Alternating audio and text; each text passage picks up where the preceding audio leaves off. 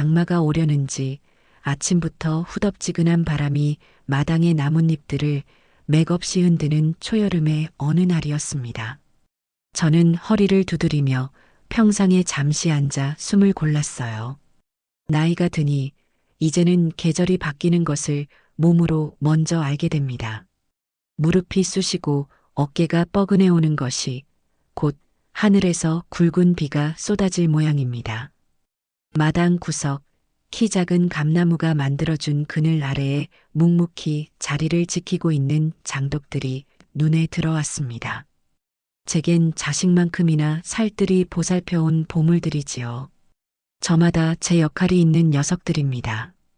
가장 키가 큰 놈은 짭조름한 조선간장을 품고 있고 그 옆에 항아리에는 구수한 된장이 또 다른 하나에는 매콤한 고추장이 담겨 있어요. 그리고 가장 안쪽 땅에 반쯤 묻혀 있는 가장 듬직한 녀석, 바로 오늘의 주인공인 묵은지를 품고 있는 장독입니다.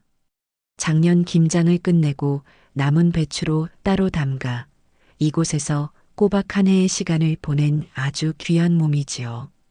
오늘이 날이구나. 저는 무릎을 짚고 일어나 장독으로 향했습니다. 뽀얀 흙먼지가 앉은 뚜껑을 마른 행주로 정성껏 닦아냈습니다. 제 손길에 장독은 윤기를 내며 반질거렸어요. 묵직한 돌멩이를 치우고 두 손으로 힘을 주어 두꺼운 항아리 뚜껑을 들어 올렸습니다. 끙 하는 소리와 함께 뚜껑이 열리는 순간 농축된 시간이 향기가 되어 폭발하듯 터져 나왔습니다. 시큼하면서도 깊고 알싸하면서도 구수한 오직 자연과 기다림만이 만들어낼 수 있는 그런 향기였어요. 이 향기를 맡으면 저는 지금도 군침이 돕니다. 코끝이 찡해지면서 입안에 저절로 침이 고이는 조건반사 같은 것이지요. 이것이 바로 묵은지입니다. 요즘 젊은 사람들이 백화점 식품관에서 사 먹는 공장에서 속성으로 익힌 그런 김치와는 결이 달라요. 이건 제 손으로 직접 소금물에 배추를 절이고 10가지가 넘는 재료를 섞어 만든 양념을 잎사귀 하나하나에 정성껏 발라 넣고 저희 집 장독에서 봄, 여름, 가을, 겨울, 사계절의 숨결을 고스란히 들으며 익어간 진짜 배기입니다.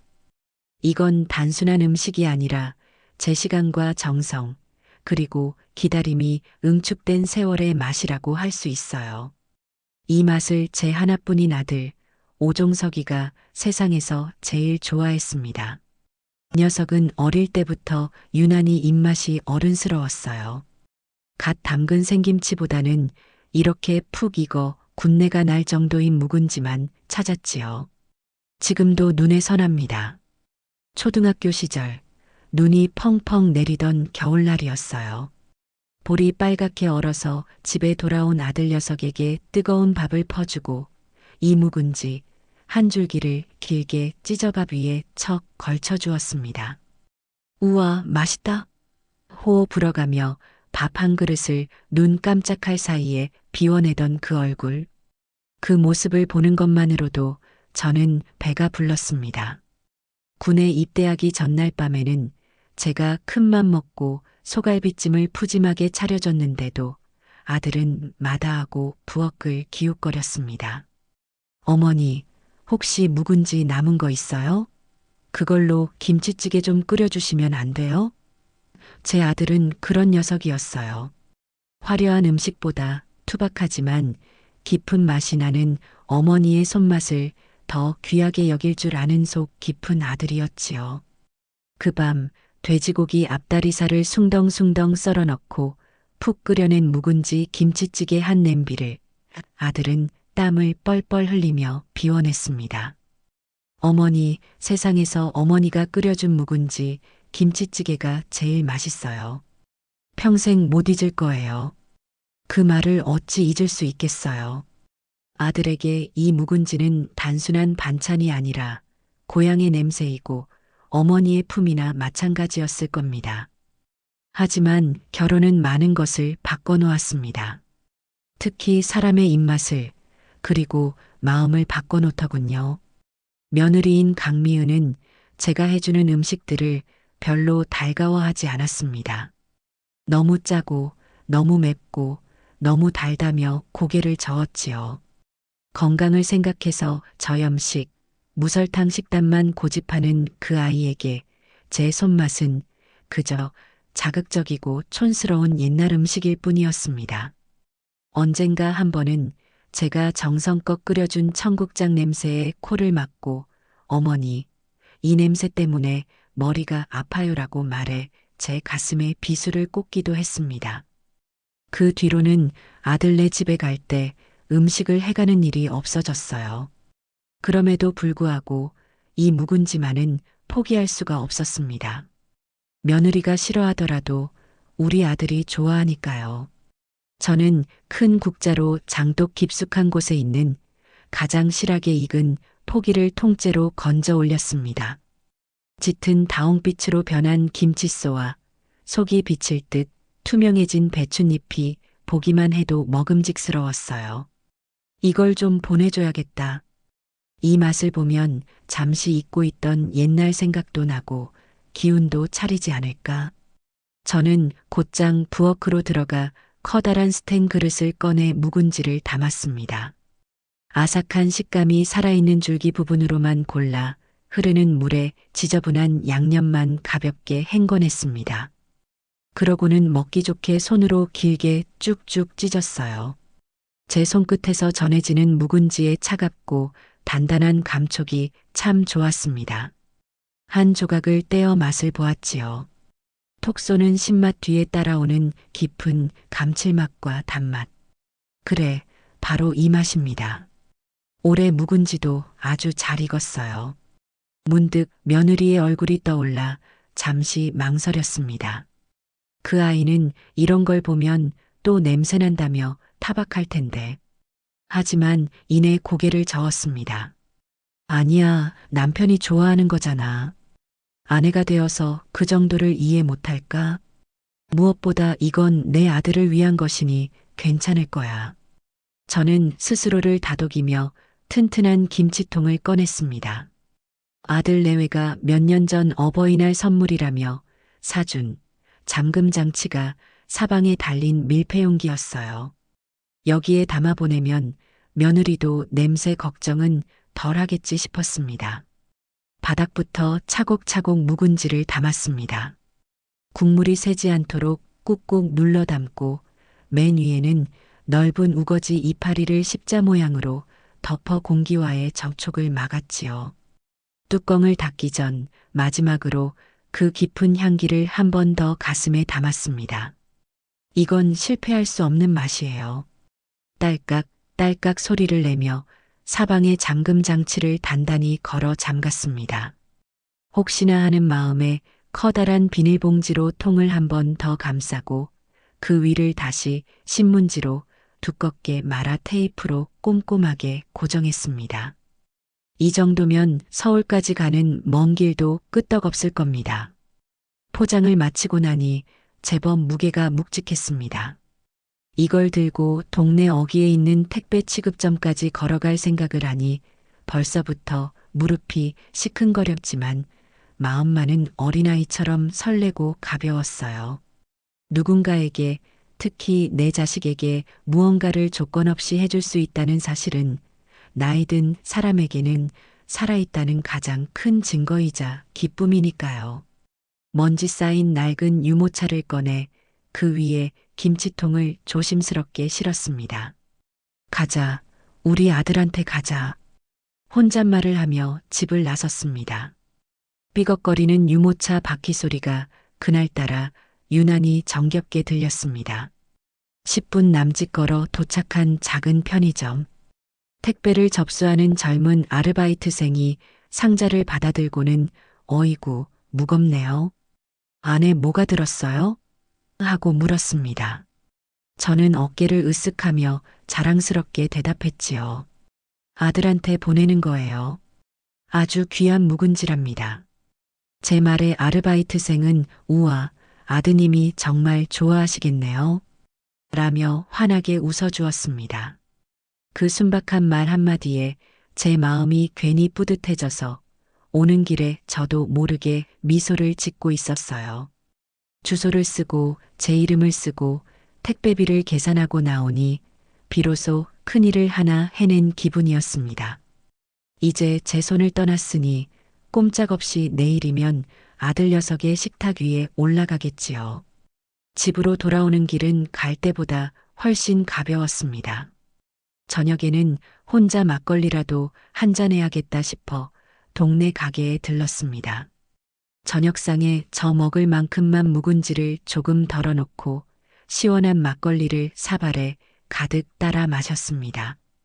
톡 쏘는 막걸리가 목을 타고 넘어가자 온몸의 고단함이 스르르 풀리는 기분이었습니다. 창밖은 어느새 어둑어둑해지고 있었어요. 지금쯤 우리 아들은 퇴근하고 집에 돌아왔을까? 저녁은 뭘 먹었을까? 며느리는 남편을 위해 따뜻한 밥상을 차려주었을까? 궁금한 마음에 휴대폰을 들었습니다. 돋보기를 쓰고 한자 정성껏 문자를 눌렀습니다. 아들, 엄마가 봄을 보냈다. 내일 도착할 게다. 맛있게 먹어라. 그리고 답장을 기다렸습니다. 바로 올 거라고는 기대하지 않았어요. 녀석은 늘 바빴으니까요. 밥을 먹고 설거지를 하고 텔레비전을 한참 보고 있는데도 답장은 오지 않았습니다. 괜히 서운한 마음이 들었지만 피곤해서 잠들었겠지 하고 애써 마음을 다독였습니다. 늦은 밤 잠자리에 들려고 할 때였습니다. 알림 소리에 반가워 휴대폰을 확인했지요. 아들에게서 온 답장이었습니다. 네 어머니 감사합니다. 6글자. 그게 전부였습니다. 이모티콘 하나, 느낌표 하나 없는 건조한 문자였어요. 아마 곁에 있는 며느리 눈치를 보느라 그랬겠지요. 그 마음을 짐작하니 아들이 짠하면서도 한편으로는 서운한 마음이 드는 것은 어쩔 수 없었습니다. 그래도 고맙다는 인사를 받았으니 제 할 일을 다한 것이라 생각하며 마음을 다잡았어요. 그래, 내일 김치를 받아보면 생각이 달라지겠지. 그 맛을 보면 이렇게 짧게 답장한 게 미안해질걸. 저는 긍정적으로 생각하기로 했습니다. 이제 내일이 되면 제 시간과 정성이 담긴 보물이 아들에게 무사히 닿을 겁니다. 저는 그저 아들이 맛있게 먹어주기만 바랄 뿐이었어요. 그것이 제 유일한 바람이었습니다. 그날 밤 저는 아주 오랜만에 깊고 편안한 잠을 잘 수 있었습니다. 바로 다음 날 저녁 제 세상이 무너져 내리는 듯한 끔찍한 소리를 수화기 너머로 듣게 될 줄은 꿈에도 상상하지 못한 채 말입니다. 다음 날이 밝았습니다. 밤새 뒤척이느라 몸은 솜처럼 무거웠지만 마음만은 아침 햇살처럼 부풀어 있었어요. 오늘이면 제 보물이 아들 녀석의 손에 들어갈 테니까요. 저는 아침 일찍 일어나 마당을 쓸고 어제 마시다 남은 막걸리로 아침 겸 반주를 했습니다. 하루를 기분 좋게 시작하고 싶었거든요. 택배는 보통 오후 늦게 도착하니 그때까지는 얌전히 기다리는 수밖에 없었습니다. 텔레비전을 틀어놓고 소파에 누워 시간을 보냈습니다. 연속극을 봐도 내용이 눈에 들어오지 않고 뉴스에서는 온통 어려운 이야기들 뿐이어서 금방 꺼버렸지요. 제 모든 신경은 오직 아들에게 가 있었습니다. 오후 4시가 넘어가자 더는 참을 수가 없었어요. 지금쯤이면 도착하고도 남았을 시간입니다. 휴대폰을 들었다 놨다. 안절부절 못하다가 결국 아들의 번호를 눌렀습니다. 통화 연결음이 왜 이리도 길게 느껴지는지 서너 번의 신호음 끝에 드디어 아들의 목소리가 들려왔습니다. 여보세요? 어머니. 아들. 바쁘니? 바쁜데 전화했나? 아니에요. 괜찮아요. 무슨 일 있으세요? 목소리에 기운이 하나도 없었습니다. 회사 일이 고된가 보구나. 안쓰러운 마음이 먼저 들었어요. 저는 일부러 더 밝은 목소리로 말했습니다. 무슨 일은? 그냥 택배 도착했을 시간인데 받았나 궁금해서 전화했지. 오늘 도착한다고 했거든. 아, 네. 그거요. 방금 전에 아들의 말이 거기서 끊겼습니다. 그러더니 수화기 너머에서 다른 목소리가 끼어들었어요. 아주 날카롭고 짜증이 가득한 제 며느리 강미은의 목소리였습니다. 누구야? 당신 어머니? 지금 그 전화 받을 때야? 현관에 그 이상한 냄새는 대체 뭔데? 그 순간 제 심장이 쿵 하고 내려앉았습니다. 아들이 당황하며 잠깐만 미은 씨, 어머니 전화 받고 있잖아라고 말했지만 며느리의 기세는 꺾일 줄을 몰랐습니다. 전화? 전화가 문제야 지금? 당신 어머니가 보낸다는 게 그거였어? 그 시큼하고 냄새나는 김치 말이야? 집안에 냄새 배는 거 안 보여? 당장 갖다 버리든지 어떻게 좀 해봐. 저는 숨을 죽였습니다. 제 손에 들린 휴대폰이 차갑게 식어가는 것이 느껴졌습니다. 제 귀를 의심하고 싶었어요. 내가 지금 무슨 소리를 듣고 있는 건가? 시큼하고 냄새나는 김치?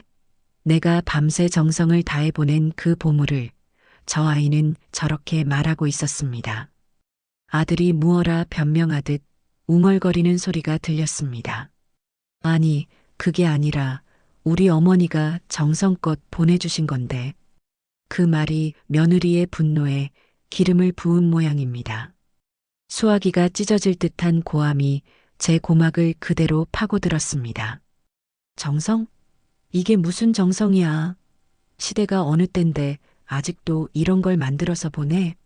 백화점에 가면 깔끔하고 맛있는 김치가 얼마나 많은데. 이건 그냥 음식물 쓰레기라고. 자리만 차지하는 저거 당장 갖다 버려. 아니면 니네 엄마나 실컷 묵으라고 도로 보내라고 해. 니네 엄마나 실컷 묵으라고. 그 마지막 말이 녹슨 칼날이 되어 제 심장을 후벼 파는 것 같았습니다. 세상의 모든 소리가 사라졌습니다. 제 귀에는 오직 니네 엄마나 묵으라는 그 경멸에 찬 목소리만 메아리처럼 울리고 있었어요. 어지러웠습니다. 눈앞이 캄캄해지고 손발이 차갑게 식어갔습니다. 제가 평생을 바쳐 키운 아들, 그 아들이 선택한 아내라는 사람이 제 면전에 대고 이런 말을 하고 있었습니다. 제가 들을 줄은 꿈에도 모르고 하는 말이겠지만 그래서 더 아팠습니다. 저것이 바로 저 아이의 진심이었으니까요. 아들이 절망적인 목소리로 미은 씨, 제발 이라고 외치는 소리가 들렸고 잠시의 정적이 흘렀습니다. 그러더니 아들이 제게 말했습니다. 목소리가 심하게 떨리고 있었지요. 어머니, 죄송해요. 제가 나중에 다시 전화 드릴게요. 딸깍. 전화는 그렇게 끊겼습니다. 저는 끊어진 전화기를 귀에 댄 채 한동안 그 자리에 못 박힌 듯 서 있었습니다. 뚜뚜하는 차가운 기계음만이 방금 전의 대화가 꿈이 아닌 현실이었음을 알려주고 있었어요. 온몸에 피가 역류하는 기분이었습니다. 머리끝부터 발끝까지 차갑던 몸이 순식간에 용광로처럼 뜨거워지기 시작했습니다. 분노였습니다. 슬픔이나 서러움 따위는 느낄 겨를도 없었어요. 오직 제 모든 것을 모욕당했다는 맹렬한 분노가 저를 집어삼키고 있었습니다. 음식물 쓰레기, 니네 엄마나 묵으라. 그 말들이 제 머릿속을 떠나지 않았습니다. 어제 제가 그 묵은지를 정성껏 포장하던 순간이 파노라마처럼 스쳐 지나갔습니다. 아들이 좋아할 모습에 설레던 제 마음, 택배비를 내며 자랑스러워하던 제 표정, 그 모든 것이 한순간에 조롱거리가 되어버렸습니다. 저는 부엌으로 걸어가 찬물을 한 컵 가득 따라 단숨에 들이켰습니다. 하지만 타오르는 속은 조금도 진정되지 않았어요. 벽에 걸린 결혼사진이 눈에 들어왔습니다. 어색하게 웃고 있는 아들 옆에 세상에서 가장 행복한 신부인 양 활짝 웃고 있는 며느리의 얼굴. 제가 저 아이에게 처음부터 기대를 걸었던 것은 아니었습니다. 처음 상견례 자리에서 만났을 때부터 어딘가 모르게 우리와는 다른 세상 사람이라는 것을 느꼈지요. 명품으로 휘감은 옷차림, 사람을 아래 위로 훑어보는 듯한 오만한 눈빛. 하지만 아들이 좋다니 그저 아들의 선택을 믿어주기로 했습니다. 결혼식 날 제 손을 잡고 어머니, 종석 씨한테 잘할게요. 어머니께도 딸처럼 잘할게요라고 말하던 목소리가 아직도 생생한데 그 모든 것이 거짓이었다니. 갑자기 웃음이 터져 나왔습니다. 헛웃음이었지요. 딸처럼? 내 딸이라면 제 어미의 정성을 저렇게 짓밟지는 않을 겁니다. 내 딸이라면 제 남편을 키워준 시어머니에게 저런 폭언을 퍼붓지는 않을 거예요. 저는 며느리에게 화가 난 것이 아니었습니다. 아니, 며느리에게만 화가 난 것이 아니었어요. 그 말을 듣고도 제 어미의 편 한마디 제대로 들어주지 못하고 변명만 늘어놓다가 결국 전화를 끊어버린 제 아들, 오종석에게 더 화가 났습니다. 어떻게 그럴 수가 있을까? 내 어미가 너를 낳고 키운 어미가 그런 모욕을 당하는 순간에 어떻게 나중에 다시 전화드릴 게으라는 말로 상황을 덮어버릴 수가 있을까? 그 순간 아들은 제게 아들이 아니었습니다. 그저 제 아내의 남편일 뿐이었지요. 제 가슴 속에서 무언가 아주 중요한 것이 와르르 무너져 내리는 소리가 들렸습니다. 아들에 대한 믿음, 그리고 제가 평생을 바쳐 쌓아 올렸다고 믿었던 어미로서의 자존심이었습니다. 저는 더 이상 앉아 있을 수가 없었어요. 이대로 가만히 있다가는 화병으로 제가 먼저 쓰러질 것 같았습니다. 이 문제는 이렇게 전화기 너머에서 덮어둘 일이 아니었어요. 직접 가야 했습니다. 직접 가서 두 눈으로 확인하고 제 귀로 직접 들어야 했습니다. 그리고 제 입으로 직접 말해주어야 했습니다. 너희들이 지금 무슨 짓을 했는지, 너희들이 짓밟은 것이 고작 김치 쪼가리가 아니라 한 사람의 인생과 정성이었다는 것을 똑똑히 알려주어야 했습니다. 저는 자리에서 벌떡 일어나 안방으로 들어갔습니다. 장롱문을 활짝 열었어요. 그리고 가장 깊숙한 곳에 보관해 두었던 가장 아끼는 외출복을 꺼내 입었습니다. 빳빳하게 풀을 먹인 하얀 블라우스와 검은색 정장 치마. 웬만한 잔치집이나 상갓집이 아니면 입지 않는 옷이었습니다. 오늘은 전쟁에 나가는 날이니 이 정도는 차려입어야 했습니다. 거울 앞에 서서 머리를 빗었습니다. 흐트러짐 없이 단정하게 빗어 넘겼습니다. 화장대 위에 놓인 립스틱도 꺼내 발랐습니다. 평소에는 바르지 않는 아주 새빨간 색이었습니다. 초라하게 보이고 싶지 않았어요.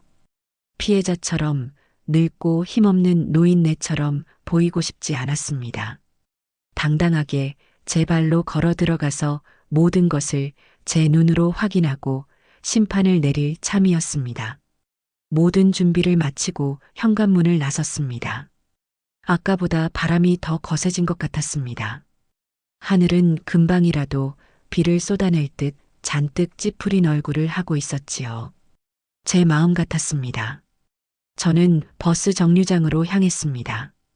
걸음걸이에 망설임은 없었어요. 제 머릿속은 오직 하나의 생각뿐이었습니다. 가서 모든 것을 끝장내리라.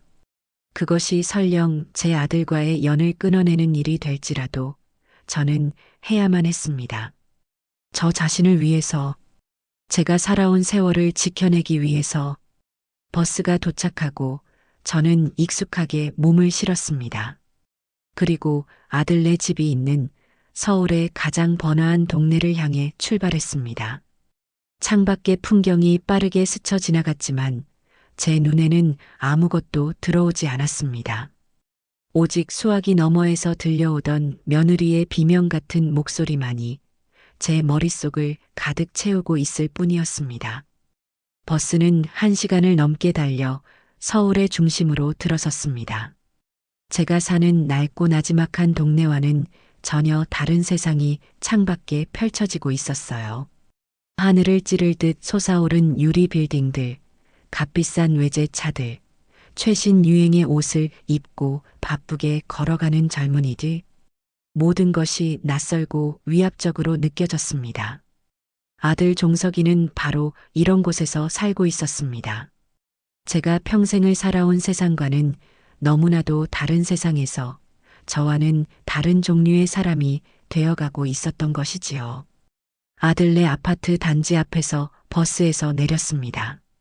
거대한 성체처럼 보이는 아파트 정문 앞에서 저는 잠시 숨을 골랐습니다. 입구에서부터 경비원이 다가와 누구에게 오셨냐고 물었습니다. 302동 1503호에 갑니다. 아들 집이에요. 제 말에 경비원은 인터폰으로 무언가를 확인하고 나서야 차단기를 열어주었습니다. 마치 국경을 넘는 것처럼 복잡하고 삼엄하게 느껴졌어요. 이런 곳에 살면 사람의 정도 그리워지지 않는 걸까? 문득 그런 생각이 들었습니다.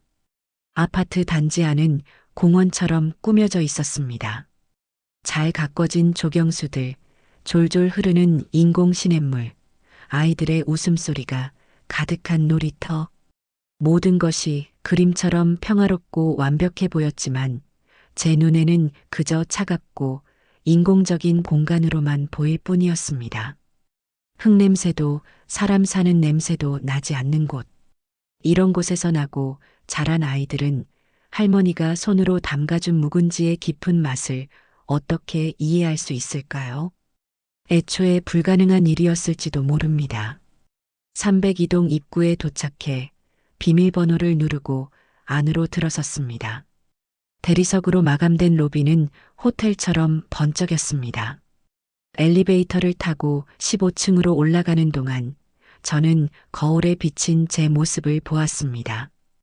빳빳한 정장 차림에 굳게 담은 입술, 형형하게 빛나는 눈.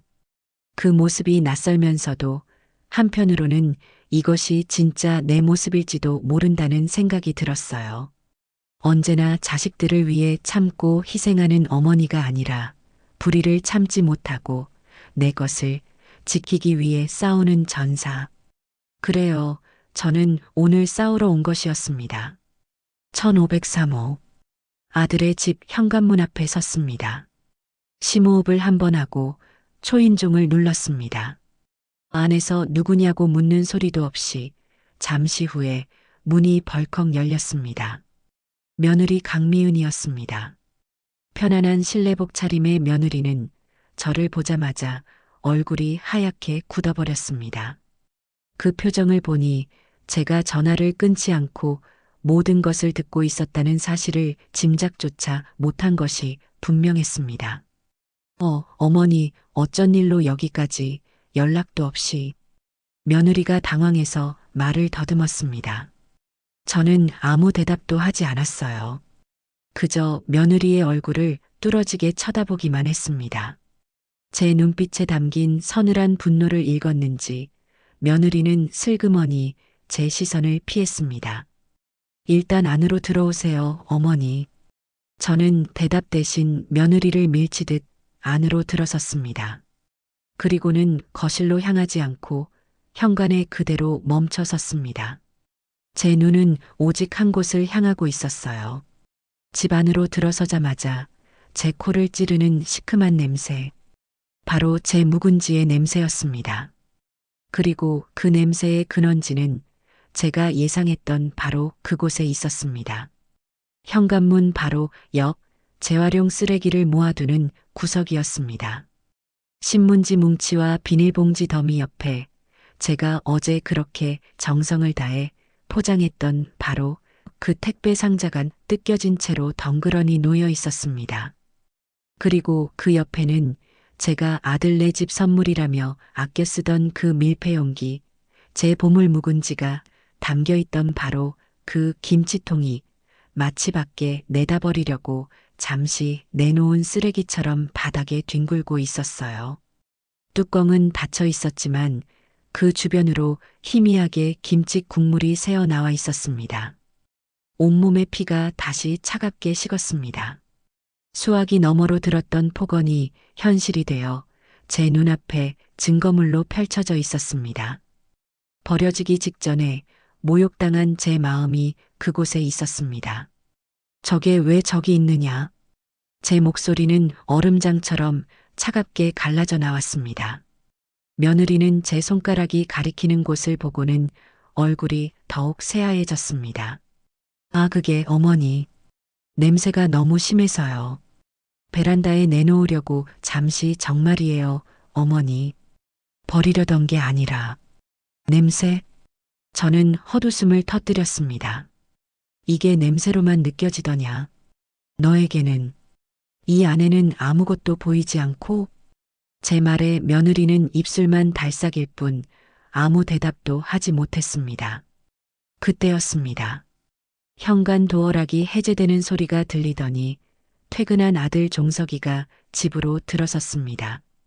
아들은 현관에 서 있는 저와 잔뜩 겁에 질린 아내, 그리고 그 발치에 놓인 김치통을 번갈아 보더니 그 자리에 그대로 얼어붙었습니다. 어머니? 아들의 얼굴에는 어떻게 여기에 설마 하는 당혹감과 공포가 동시에 서려 있었습니다. 모든 상황을 단번에 파악한 것이지요.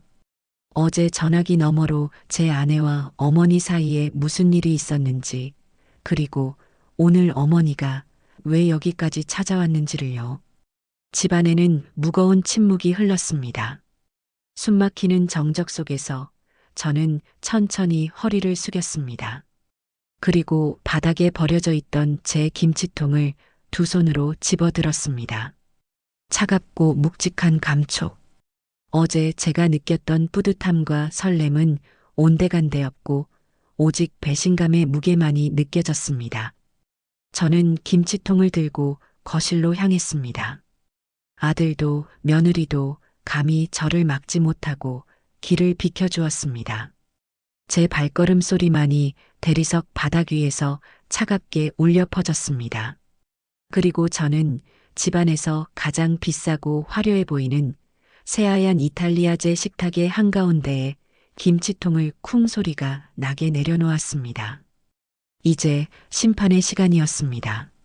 새하얀 식탁 위에 놓인 김치통은 마치 법정의 증거물처럼 보였습니다. 그 주변의 공기가 무겁게 내려앉는 것 같았어요. 아들 내외는 거실 입구에 미동도 없이 서서 제가 무슨 행동을 할지 숨을 죽이고 지켜보고 있었습니다. 저는 잠시 눈을 감고 심호흡을 했습니다. 들끓는 분노를 가라앉히고 제가 하려는 말을, 해야만 하는 말을 머릿속으로 정리했습니다. 종석아, 제가 먼저 입을 연 것은 아들이었습니다. 제 부름에 아들의 어깨가 움찔하는 것이 느껴졌습니다. 너는 어제 전화기 너머에서 모든 것을 듣고 있었지. 안 그러냐? 제 물음은 질문이 아니었습니다. 확인이었지요. 아들은 차마 제 눈을 마주치지 못하고 고개를 떨궜습니다. 그 모습이 제 분노를 더욱 부채질했어요. 대답해. 내 입으로 직접. 들었어, 못 들었어. 들었습니다, 어머니. 모기만 한 목소리. 그 나약한 긍정에 저는 실소를 금할 수가 없었습니다. 들었구나. 내 아내가 내 어미에게 퍼붓는 그 끔찍한 말들을 모두 듣고 있었구나.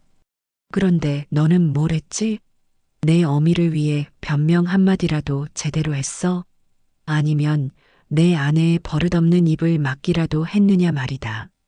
어머니, 그게 아니라 미은 씨가 너무 흥분해서. 흥분? 그럼 흥분하면 제정신이 아니면 시어미에게 니나 묵으라는 소리를 해도 되는 것이냐? 그걸 옆에서 듣고도 말 한마디 못하고 전화를 끊어버린 너는 대체 누구 아들이야?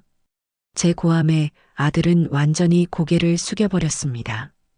저는 더 이상 아들에게는 볼 일이 없다는 듯 시선을 며느리에게로 옮겼습니다. 저와 눈이 마주치자 며느리는 화들짝 놀라며 한 발짝 뒤로 물러섰습니다. 자네. 제가 자네라고 부르자 며느리의 얼굴이 미세하게 굳었습니다. 제가 평소에 며느리를 미은아 혹은 아가라고 불렀기 때문이지요.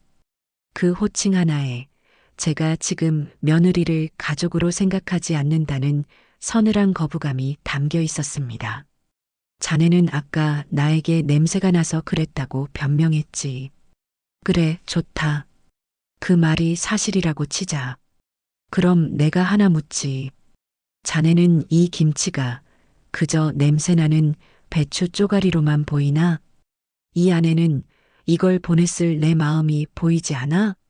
이걸 받고 기뻐할 제 남편의 얼굴을 떠올렸을 내 시간이 보이지 않느냐는 말이다.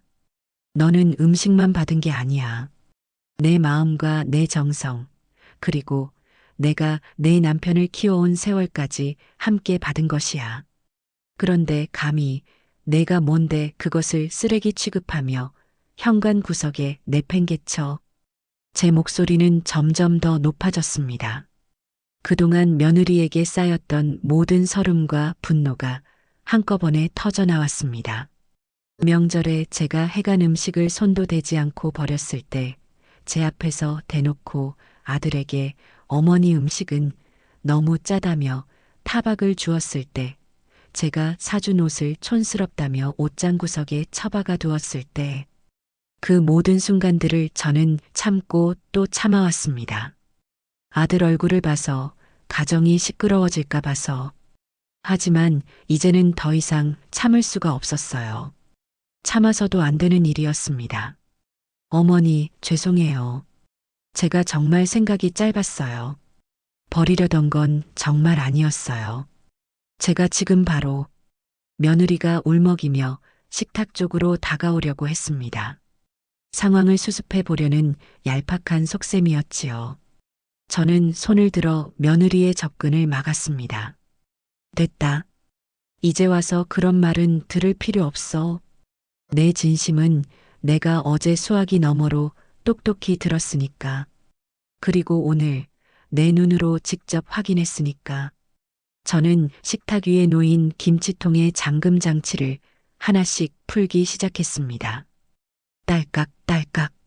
그 소리가 집안 전체에 섬뜩하게 울려 퍼졌습니다. 아들과 며느리는 제가 무엇을 하려는지 직감하고는 얼굴이 새파랗게 질렸습니다. 어머니, 안 돼요. 제발.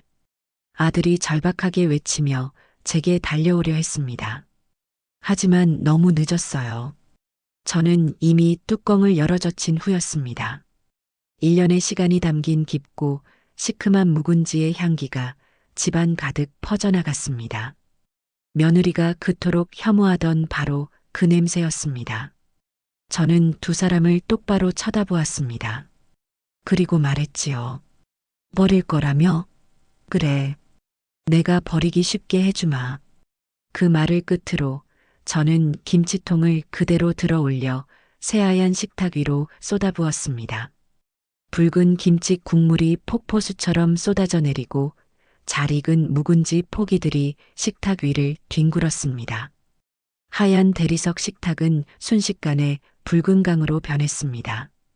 국물 몇 줄기는 바닥으로 떨어져 비싼 카펫 위로 흉측한 얼룩을 남겼습니다. 어머, 며느리가 짧은 비명을 질렀습니다.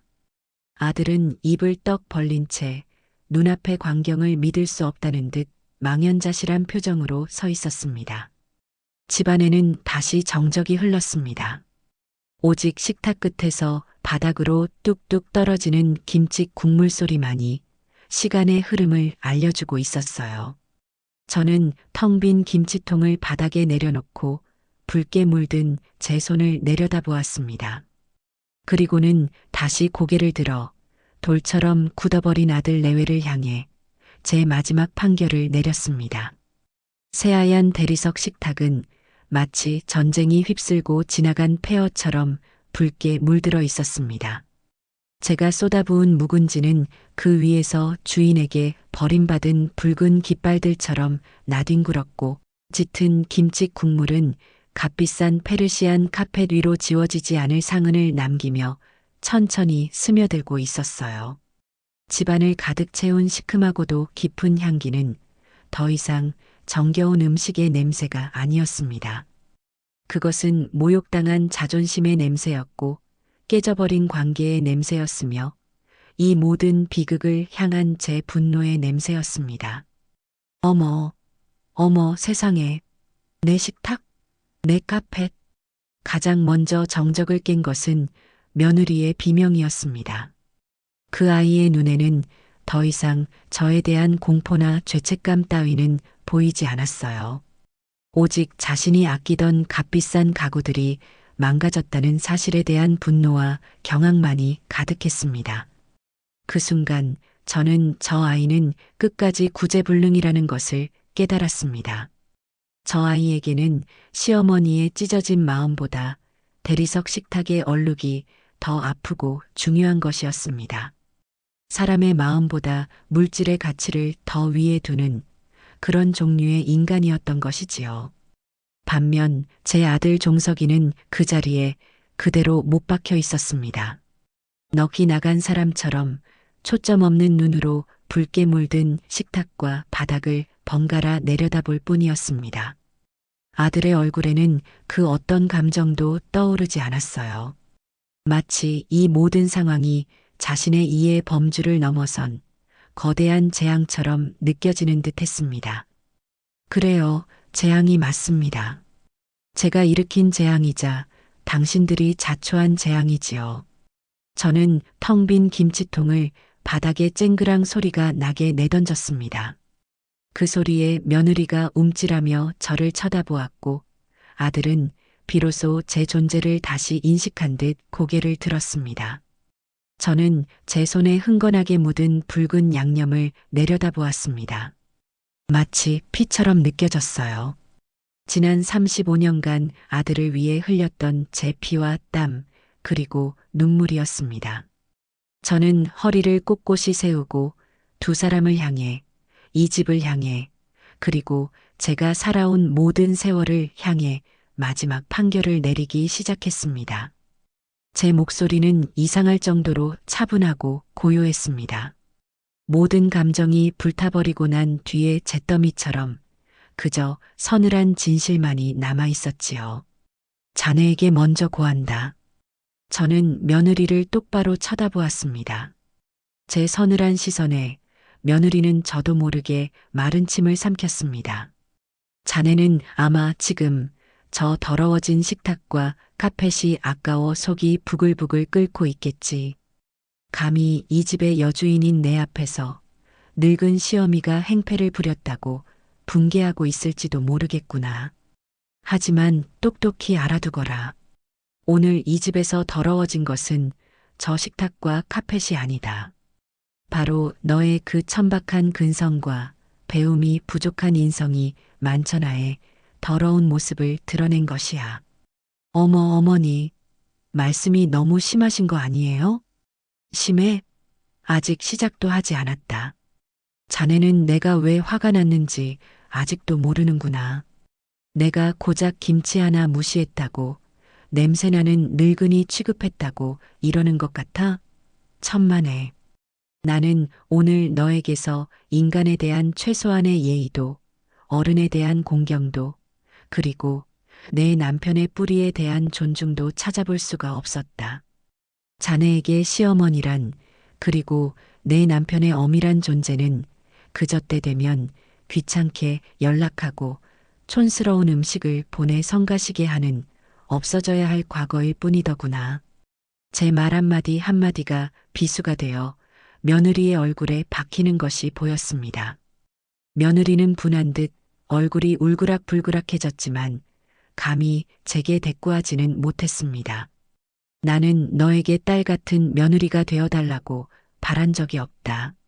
하지만 최소한 내 남편을 낳아준 사람으로서, 내 아이들의 할머니로서, 그리고 너보다 수십 년의 세월을 더 살아온 인생의 선배로서 최소한의 존중은 받을 자격이 있다고 생각했다. 하지만 너는 그 모든 것을 쓰레기 취급했지. 내가 오늘 현관 구석에 내팽개친 것은 내 김치가 아니라 바로 나라는 인간의 존엄성이었다. 그러니 나는 오늘 너를 더 이상 내 며느리로 인정할 수가 없다. 내가 진정으로 무릎 꿇고 내 잘못을 깨닫고 인간으로서의 도리를 다시 배워오기 전까지는 말이다. 저는 며느리에게서 시선을 거두었습니다. 더 이상 저 아이와는 말을 섞을 가치도 없었어요. 이제 더 아픈 손가락을 도려낼 시간이었습니다. 제 시선이 천천히 아들에게로 향했습니다. 아들은 어느새 제 앞에 다가와 무릎을 꿇고 있었습니다. 어머니, 제가 다 잘못했습니다. 제발, 제발 용서해 주세요. 어머니. 아들은 바닥에 머리를 찌우며 용서를 구했습니다. 하지만 저는 조금도 흔들리지 않았어요. 일어나거라. 내 눈물은 나를 더 비참하게 만들 뿐이다. 지금 내가 해야 할 일은 용서를 비는 것이 아니라 내가 얼마나 큰 죄를 지었는지 깨닫는 것이다. 저는 아들을 향해 말을 이어갔습니다. 제 목소리는 아까보다 더 낮고 더 슬프게 울렸습니다. 그리고 너, 내 아들 종서가. 나는 오늘 너에게 가장 크게 실망했다. 저 아이는 원래부터 우리와 다른 세상 사람이니 그렇다 쳐도 너는 내 아들이 아니더냐. 내가 낳고 내가 기르고 내가 세상의 전부라고 믿었던 내 아들. 그런데 너는 내 어미가 모욕당하는 것을 뻔히 알면서도 침묵으로 동조하고 전화기를 끊는 것으로 방관했다. 너는 내 아내의 남편이 되기 위해 내 어미의 아들이기를 포기한 것이다. 아닙니다, 어머니. 정말 아닙니다. 아니기는 뭐가 아니야. 내가 진정 내 아들이었다면 내 아내가 그런 망발을 내뱉었을 때 그 자리에서 그 입을 틀어막고 내게 먼저 사죄를 했어야 한다. 그리고 내 아내의 머리채를 잡고서라도 이 집으로 끌고 와 내 앞에 무릎을 꿇렸어야 해. 그것이 바로 내가 했어야 할 아들로서의 도리였다. 하지만 너는 그러지 않았지. 너는 그저 이 상황이 시끄러워지고 내 가정이 불편해지는 것이 두려웠을 뿐이다. 너는 내 어미의 찢어진 가슴보다 내 아내의 심기를 더 중요하게 생각한 것이야. 그렇지 않으냐? 제 절규에 아들은 더 이상 아무 말도 하지 못하고 그저 오열할 뿐이었습니다. 저는 눈물을 참고 마지막 말을 전했습니다. 이것은 저의 최후 통첩이었습니다. 그러니 잘 듣거라. 이것은 김치 문제가 아니다. 이것은 인간과 존중, 그리고 가족의 근본에 대한 문제다. 저 아이가 이 더러워진 바닥에 무릎을 꿇고 제 손으로 이 모든 것을 직접 치우고 내게 진심으로 용서를 구할 때까지. 그리고 너, 내 아들 오종석이가 내 아내의 남편이기에 앞서 내 아들임을, 이 가정의 진정한 가장으로서의 무게가 무엇인지를 깨닫고 증명해 보일 때까지 나를 어머니라 부를 생각도 찾아올 생각도 하지 마라. 저는 그 말을 끝으로 뒤를 돌았습니다. 더 이상 이 지옥 같은 공간에 머물고 싶지 않았어요. 제가 사랑했던 모든 것이 더럽혀지고 망가진 이 집에서 단 1초도 더 숨쉬고 싶지 않았습니다. 어머니, 어디 가세요? 어머니. 아들이 제 다리를 붙잡고 애원했지만 저는 그 손을 매몰차게 뿌리쳤습니다.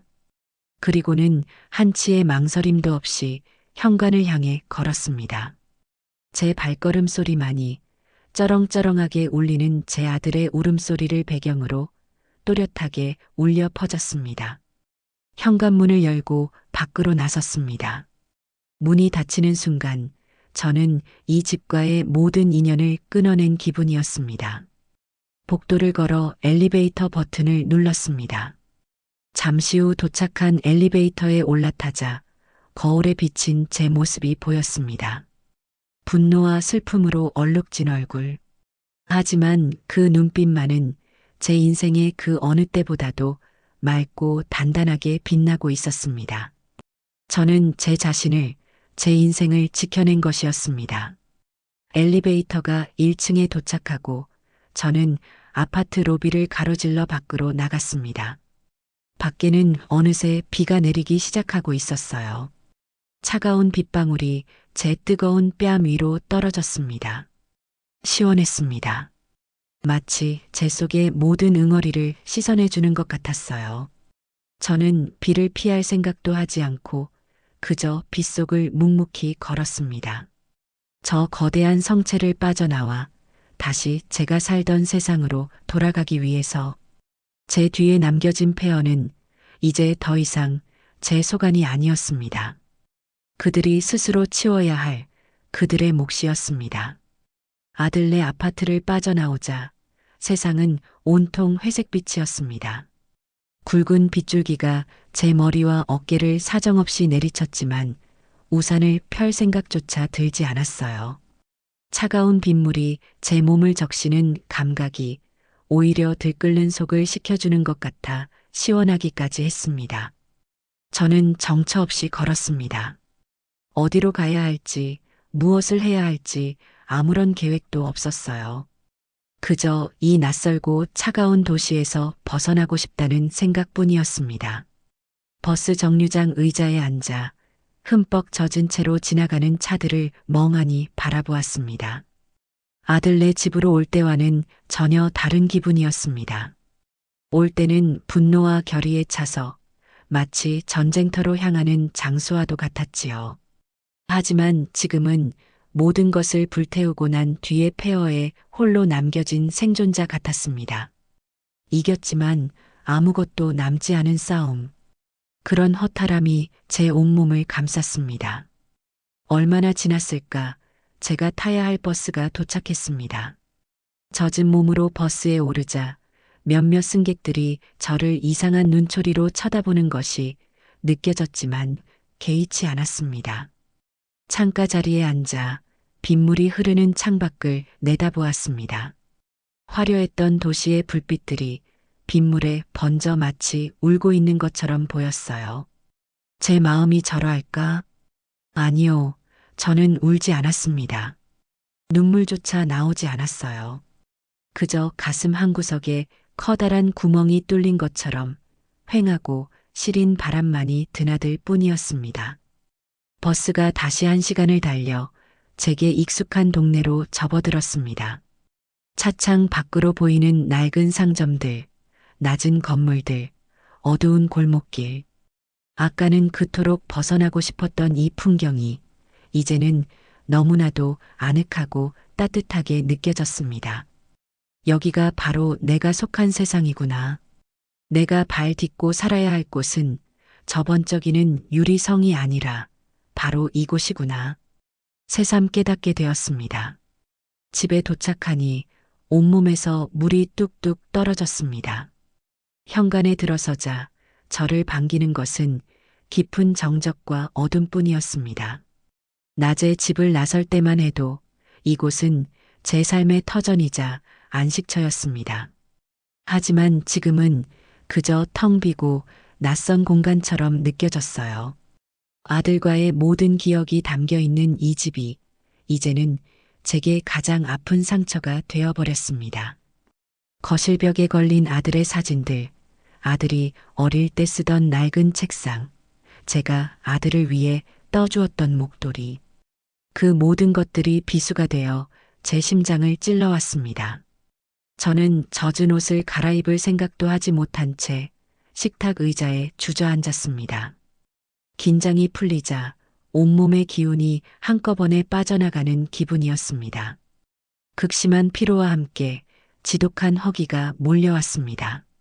하지만 부엌으로가 무언가를 해먹을 기력조차 없었어요. 그때 제 눈에 식탁 위에 놓인 작은 접시가 들어왔습니다. 어제 제가 막걸리를 마시며 안주로 먹다 남긴 묵은지 2조각이었습니다. 그 순간 저는 저도 모르게 손을 뻗어 그 묵은지 조각을 집어 입에 넣었습니다. 시큼하고 짜고 차가운 맛. 그런데 눈물이 왈칵 쏟아졌습니다. 그제야 비로소 참아왔던 눈물이 터져 나온 것이었습니다. 저는 소리내어 울었습니다. 아들이 미워서, 며느리가 괘씸해서 우는 것이 아니었습니다. 그저 제 인생이 너무나 서러워서, 제가 살아온 세월이 너무나 허무해서, 그리고 이제는 다시 예전으로 돌아갈 수 없다는 사실이 너무나 슬퍼서 우는 것이었습니다. 한참을 그렇게 울고 나니 조금은 속이 후련해지는 것 같았어요. 눈물과 함께 제 안에 남아있던 마지막 미련과 연민이 모두 씻겨나간 기분이었습니다. 그날 이후 며칠 동안은 시간이 멈춘 것 같았습니다. 아들에게서는 아무런 연락도 오지 않았습니다. 며느리는 말할 것도 없었지요. 저는 잠시, 아주 잠시 아들이 전화를 걸어오지 않을까 기대했습니다. 잘못했다고, 다시는 그러지 않겠다고, 제발 돌아와 달라고 애원하는 전화를 기다렸습니다. 하지만 전화기는 하루 종일 죽은 듯이 침묵을 지켰습니다. 그 침묵이 제게 모든 것을 말해주고 있었습니다. 아들은 결국 제 어미가 아니라 제 아내와 가정을 선택한 것이라고. 첫날은 분노와 배신감에 잠을 이루지 못했습니다. 둘째 날은 체념과 슬픔에 밥을 넘기지 못했습니다. 그리고 셋째 날이 되던 아침, 저는 잠에서 깨어나 문득 이런 생각을 했습니다. 내가 지금 무얼 하고 있는 거지? 왜 그들의 연락을 기다리고 있는 거지? 내 인생이 여기서 끝난 것도 아닌데. 그 순간 무언가 번쩍하고 머리를 스치는 기분이었습니다. 그래요. 제 인생은 아직 끝나지 않았습니다. 제게는 아직 살아갈 날들이 남아 있었어요. 그런데 왜 제가 저를 존중하지도 않는 자식들 때문에 이렇게 스스로를 괴롭히며 살아야 한단 말입니까? 그동안 저는 종석이 엄마로 살아왔습니다. 제 이름 석자, 김신자라는 이름으로 살아본 기억이 까마득했어요. 이제부터라도 나로 살아보자. 오롯이 나 자신을 위해 살아보자. 그런 결심이 서자 신기하게도 마음이 편안해졌습니다.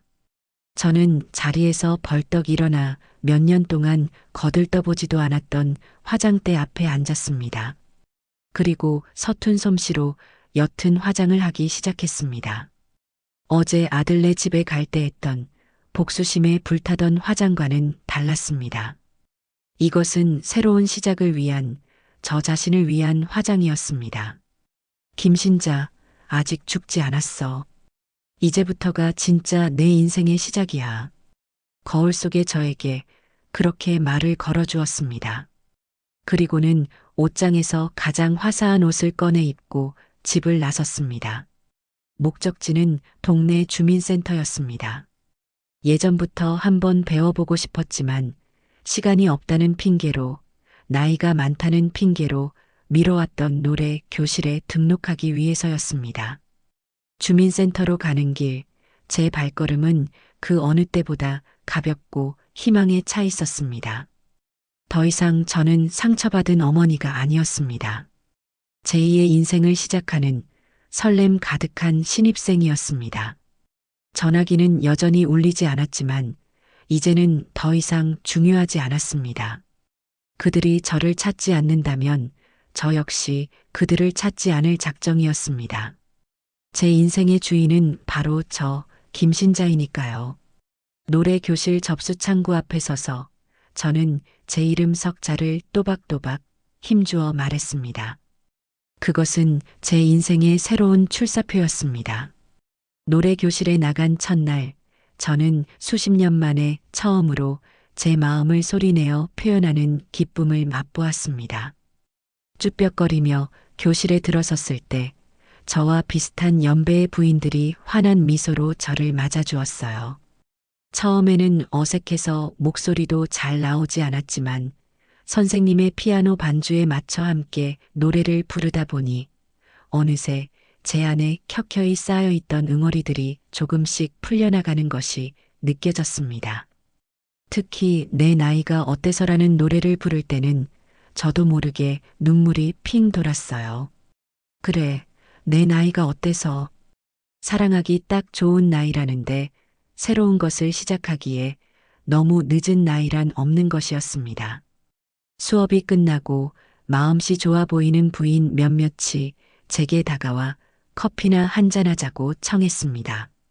저는 잠시 망설였지만 이내 고개를 끄덕였어요. 새로운 관계를 맺는 것이 두려웠지만 이제는 더 이상 혼자이고 싶지 않았습니다.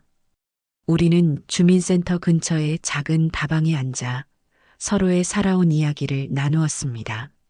남편 흉도 보고 자식 자랑도 하고 며느리 흉도 보면서요. 다른 사람들의 이야기를 들으니 저만 그렇게 속 끓이며 사는 게 아니라는 생각에 조금은 위안이 되었습니다. 특히 한 분이 제게 해준 말이 기억에 남습니다. 신자 씨, 자식이라는 게 다 소용없어. 내 인생은 내가 챙겨야지. 누가 대신 살아주나. 우리 이제라도 우리를 위해 살자고. 그 말에 저는 저도 모르게 고개를 힘차게 끄덕였습니다. 그렇게 며칠이 흘렀습니다. 저는 매일 아침 노래 교실에 나가는 것을 유일한 낙으로 삼았어요.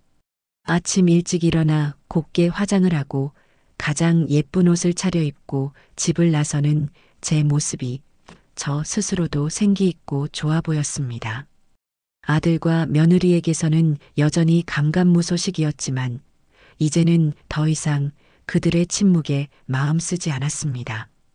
오히려 그들의 무소식이 제가 새로운 삶에 더 집중할 수 있도록 도와주는 것 같아 편안하기까지 했습니다. 제 세상의 중심이 자식에게서 나 자신으로 서서히 옮겨오고 있었던 것이지요. 그러던 어느 날 오후였습니다. 노래 교실에서 새로 사귄 친구들과 점심을 먹고 집으로 돌아와 소파에 앉아 막 텔레비전을 켰을 때였습니다. 휴대폰이 요란하게 울렸습니다. 화면에 뜬 것은 알 수 없는 번호였습니다. 순간 심장이 철렁 내려앉았어요. 혹시 아들이나 며느리가 다른 번호로 전화를 건 것일까? 아니면 무슨 안 좋은 일이라도 생긴 것일까? 온갖 불길한 생각들이 머리를 스쳐 지나갔습니다. 받을까 말까? 한참을 망설이다가 저는 결국 통화 버튼을 눌렀습니다. 여보세요? 수화기 저편에서는 아무런 소리도 들리지 않았습니다. 저는 다시 한번 물었습니다. 여보세요? 전화하셨나요? 잠시 후 조심스럽고 정중한 하지만 어딘가 모르게 날이 서 있는 듯한 중년 여성의 목소리가 들려왔습니다.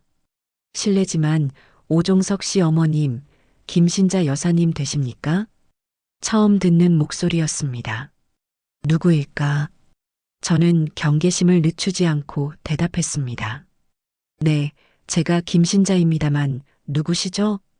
수화기 저편에서 여자가 깊은 한숨을 내쉬는 소리가 들렸습니다.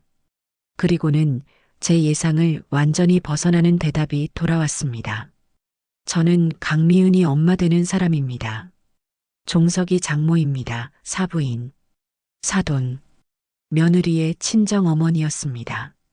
상견례와 결혼식 때 몇 번 본 것이 전부인 거의 남이나 다름없는 사이. 그런 사람이 제게 대체 무슨 일로 전화를 했단 말인가. 제 머릿속은 더욱 복잡해졌습니다. 직감적으로 이것이 평범한 안부 전화가 아님을 느낄 수 있었어요. 아, 사부인이셨군요. 어쩐 일이십니까? 제 목소리는 저도 모르게 차갑게 나갔습니다. 제 딸이 저지른 만행을 사과하러 전화를 건 것일까? 아니면 반대로 제 딸에게 행패를 부린 저를 따지기 위해 전화를 건 것일까? 어느 쪽이든 유쾌한 대화가 되지는 않을 것 같았습니다. 제 예감은 틀리지 않았습니다. 사돈의 목소리는 아까보다 훨씬 더 차가워져 있었어요. 사부인. 제가 지금 제 딸아이에게서 아주 놀라운 이야기를 들었습니다. 사부인께서 며칠 전에 저희 애들 집에 찾아오셔서 온 집안을 뒤집어 엎고 입에 담지 못할 폭언을 하고 가셨다고요. 그게 사실입니까? 그 말을 듣는 순간 제 머리에서 무언가 툭 하고 끊어지는 소리가 들렸습니다. 그래, 그럴 줄 알았지. 저 간악한 것이 제 친정 어미에게는 그렇게 거짓말을 둘러댔구나.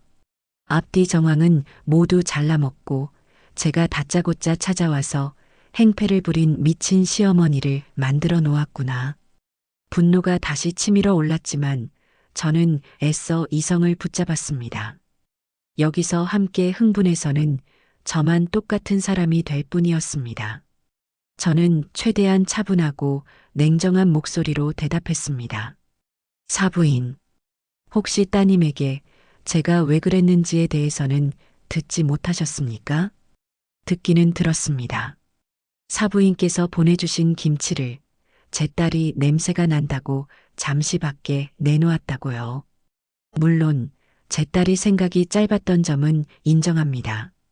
하지만 사부인, 그렇다고 해서 어른이 시어머니가 되어서 이제 막 살림을 시작한 애들 집에 찾아와 그런 난장판을 만드는 것이 옳은 행동입니까? 어른으로서 하실 경우가 아니었습니다. 사부인. 경우. 그 단어가 제 가슴을 쳤습니다. 저는 기가 막혀서 헛웃음을 터뜨렸습니다. 경우라 사부인 눈에는 제 행동만 경우에 어긋난 것으로 보이시는군요. 그럼 제가 하나 여쭙겠습니다.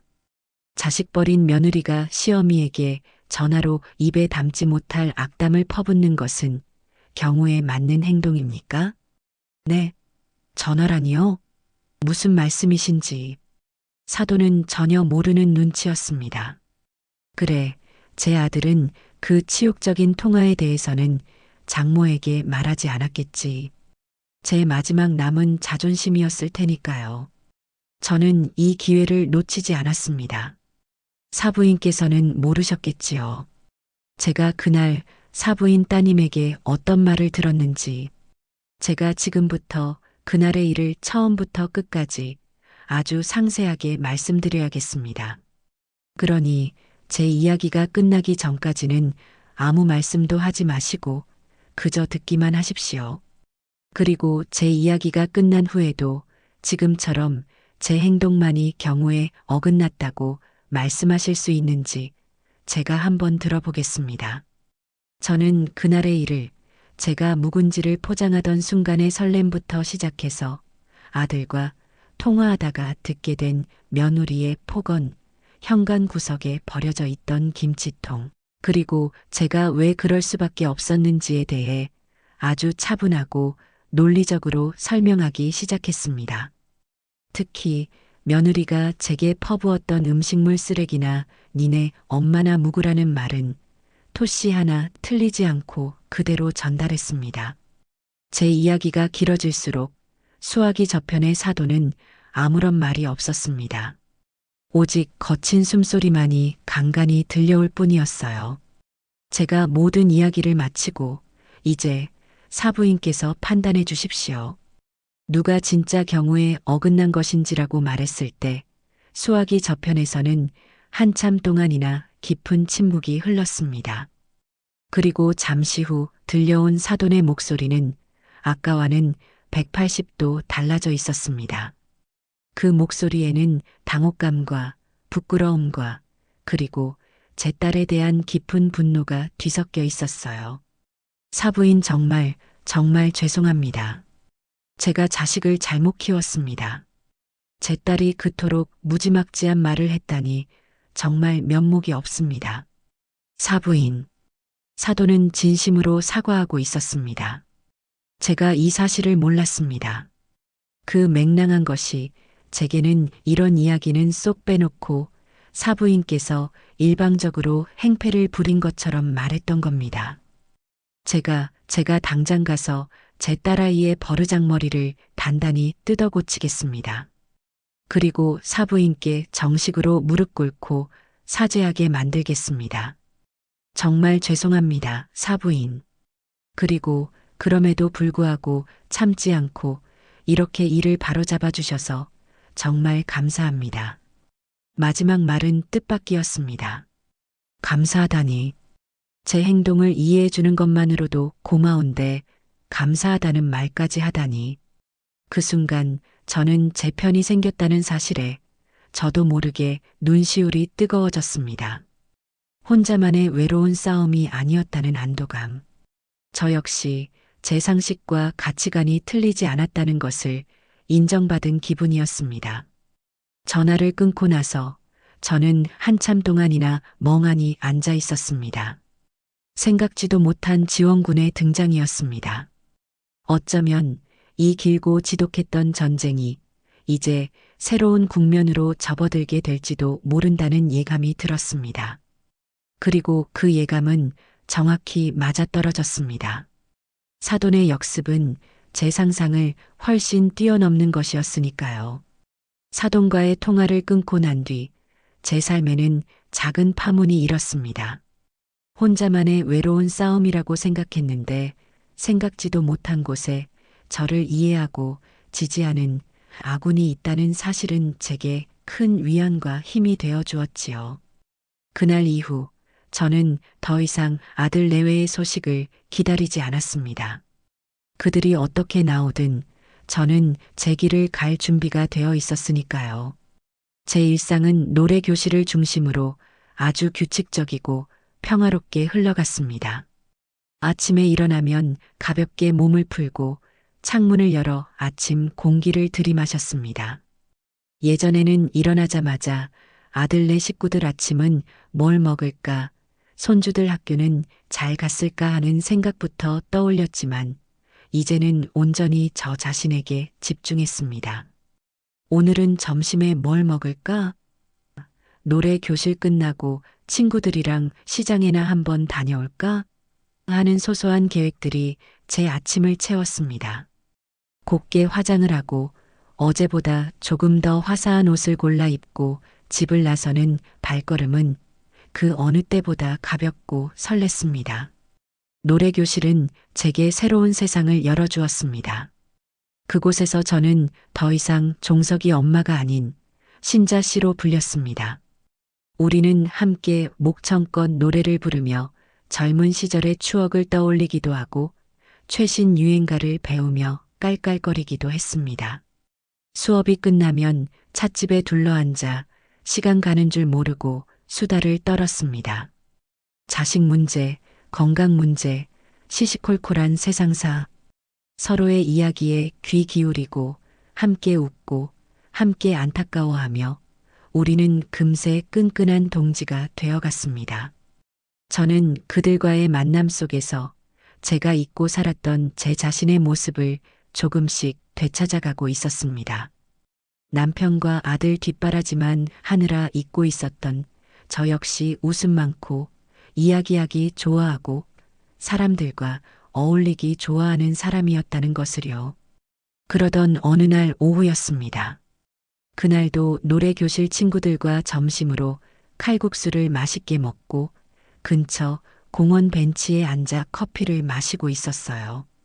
친구 중 한 명이 신자 씨는 요즘 얼굴이 폈어. 무슨 좋은 일이라도 있는 모양이야 라며 농담을 건넸습니다. 저는 그저 웃어 보였지요. 그때였습니다. 제 핸드백 안에서 휴대폰이 요란하게 울렸습니다. 화면에 뜬 번호는 며칠 전 제게 새로운 희망을 안겨주었던 바로 그 번호. 며느리의 친정어머니 사돈이었습니다. 저는 친구들에게 양해를 구하고 조금 떨어진 곳으로 가 전화를 받았습니다. 여보세요, 사부인. 아이고, 사부인. 좋은 시간 보내고 계셨습니까? 제가 방해한 것은 아닌지 모르겠습니다.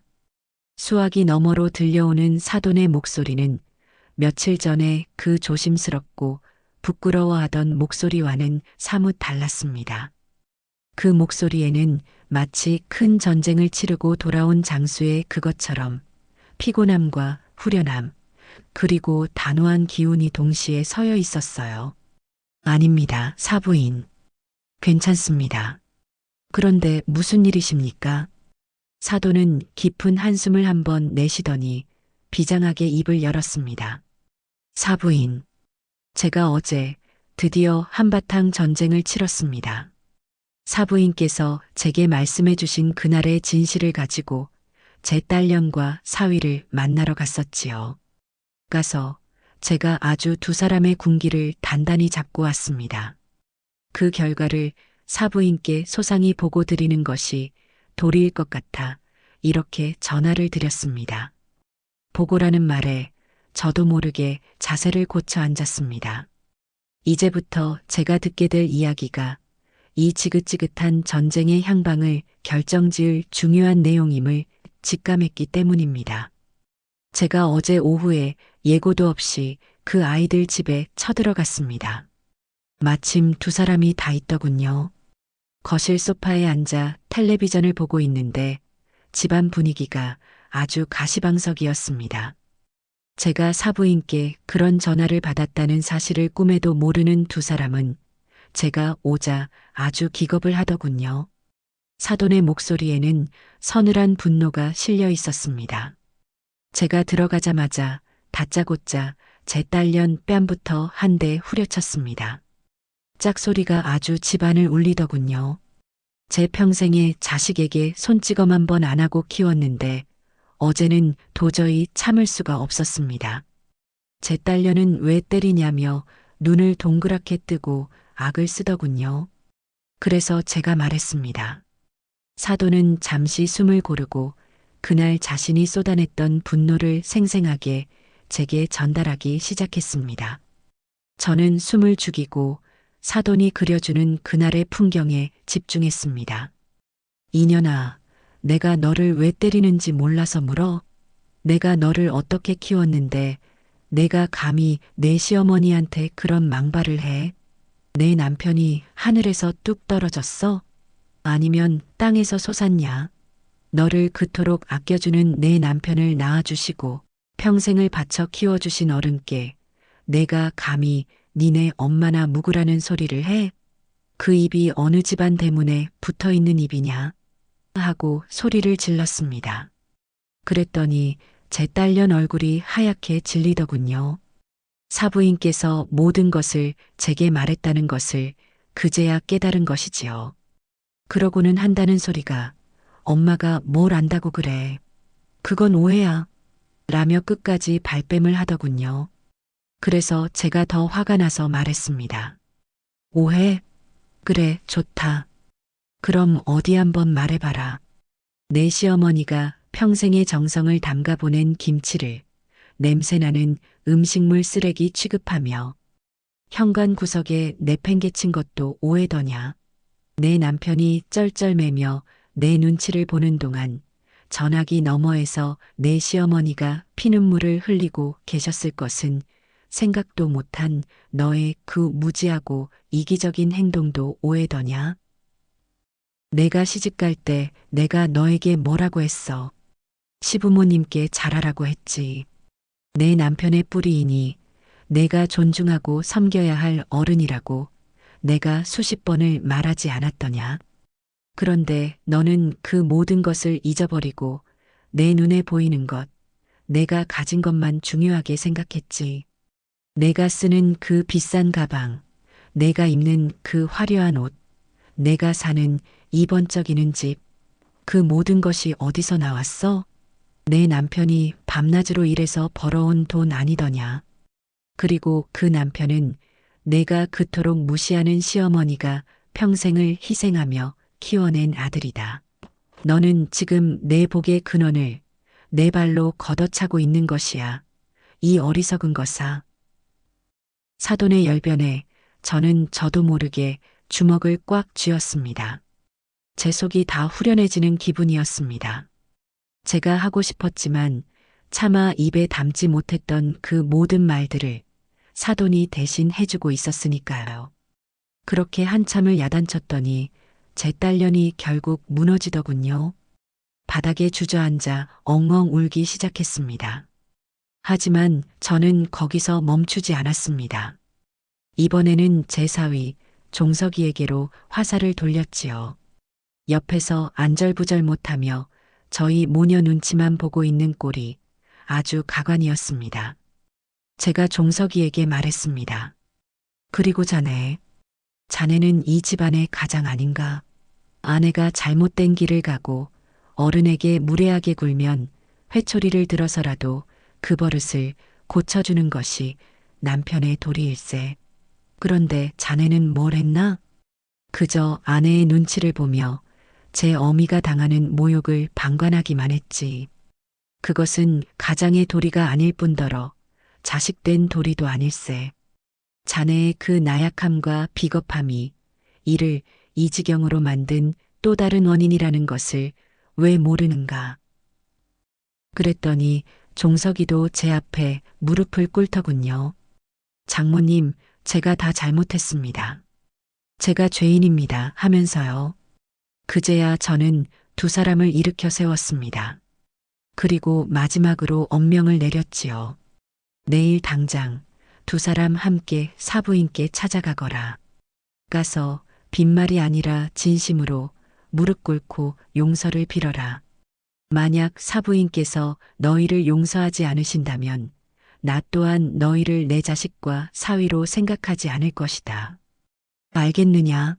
하고요. 사돈의 이야기는 거기서 끝이 났습니다. 저는 한참 동안 아무 말도 할 수가 없었어요. 그저 감사하고 또 감사할 뿐이었습니다. 저보다 더 제 마음을 알아주고 저보다 더 제 편이 되어준 사돈의 그 의리에 눈물이 핑 돌았습니다. 사부인 정말 감사합니다. 저를 대신해서 그렇게까지 해주시니 제가 몸둘 바를 모르겠습니다. 아닙니다, 사부인. 부끄러운 것은 저지요. 자식을 잘못 가르친 제 죄가 가장 큽니다. 그러니 너무 마음 쓰지 마시고 내일 그 아이들이 찾아가거든 너무 매정하게만은 하지 마시고 마지막으로 한 번만 기회를 주십시오. 제가 앞으로 단단히 교육시키겠습니다. 그 말을 끝으로 사돈과의 통화는 끝이 났습니다. 전화를 끊고 나서도 저는 한참 동안이나 그 자리에 서 있었습니다. 마음속에 있던 커다란 바위 하나가 깨끗하게 치워진 기분이었습니다. 이제 공은 다시 아들 내외에게로 넘어갔습니다. 아니나 다를까? 그날 저녁 제 휴대폰이 다시 울렸습니다. 화면에 뜬 이름은 제 가슴을 그토록 아프게 했던 내 아들이었습니다. 저는 심호흡을 한번 하고 전화를 받았습니다. 여보세요. 제 목소리는 감정 없이 메마르게 나갔습니다. 수화기 저편에서 아들의 지치고 완전히 패배한 목소리가 들려왔습니다. 어머니, 저 종석이에요. 알고 있다. 무슨 일이냐? 어머니, 저희가 정말 죽을 죄를 지었습니다. 장모님께서 다녀가셨어요. 모든 말씀을 들었습니다. 저희가 내일 어머니께 찾아뵙고 정식으로 사죄를 드리고 싶습니다. 제발 저희를 만나만 주십시오, 어머니.